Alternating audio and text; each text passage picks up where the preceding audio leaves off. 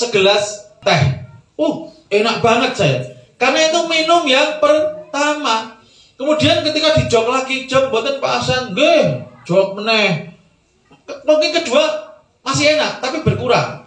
Kemudian yang ketiga, semakin gak enak. Yang keempat,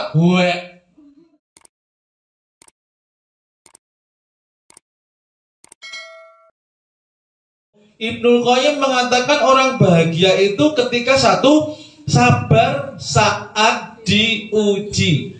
Orang hidup itu pasti ada ujian. Walanabluwannakum bisyai'im minal khawfi wal ju'i wa naqsim minal amwali wal anfusi was samarat.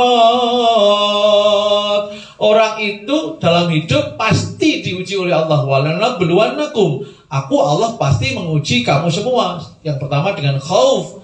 Khauf itu kecemasan, ketakutan, kekhawatiran. Walju, lapar. Wa naqsim minal amwal, kekurangan dalam hal harta. Wal anfus, kekurangan dalam diri kita. Was samarot, dan kekurangan dalam hasil bumi atau tanaman atau buah-buahan atau bahan makanan. Ketika dia down, dia biar bisa sabar. Bersabar itu tidak pasif, Bu. Tapi bersabar itu proaktif, berdoa, berikhtiar. Orang akan bahagia itu kalau dia bisa melewati ujian dengan baik.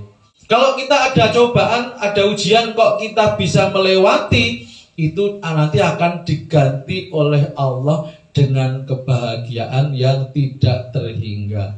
Coba dengan nanti buka surat Az-Zumar ayat 10. Ketika kita mendapatkan musibah, jangan menjauh dari Allah. Kalau menjauh dari Allah itu ciri-ciri nggak sabaran. Jadi kalau kita sedang susah, mari kita membaca Al-Quran, zikir, ngaji, ataupun apa yang mendekat pada Allah. Karena Allah akan memberikan pertolongan bagi orang yang mendekat. Yang kedua, menurut Ibnul Qayyim, orang yang bisa bahagia itu kalau dia bisa bersyukur saat mendapatkan kenikmatan. Dalam kita menikmati sesuatu di dunia itu ada hukum gosen.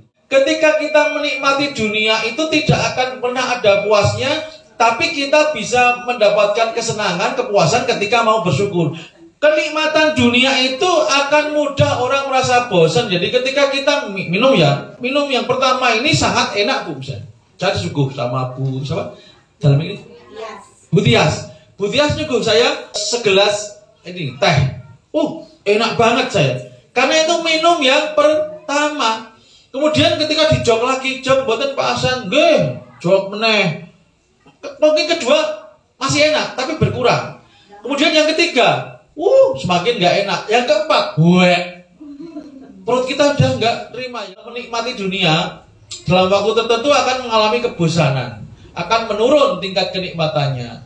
Kecuali kalau kita bisa mensyukuri dan sebagian kita bagikan kepada orang lain. Ketika kita punya kenikmatan yang lebih, akan memaksimalkan kenikmatan jika kita mensyukurinya dengan makan ngambil secukupnya dan sebagian dibagikan kepada orang lain. Itu yang akan memperpanjang yang namanya kenikmatan dunia ketika dibagikan kepada orang lain. Monggo Pak, di keluarga dibiasakan ketika mendapatkan apapun, ibu-ibu bapak memperdengarkan pada alhamdulillah. Yang ketiga, orang yang bahagia itu ketika dia salah, dia mau mengakui. Kalau orang salah kemudian tidak mengakui, akan terjadi beban namanya guilty feeling atau rasa bersalah. Orang itu intinya sebenarnya ketika salah harus mengakui, Bu. Sing paling jeleki wong salah sing orang ngaku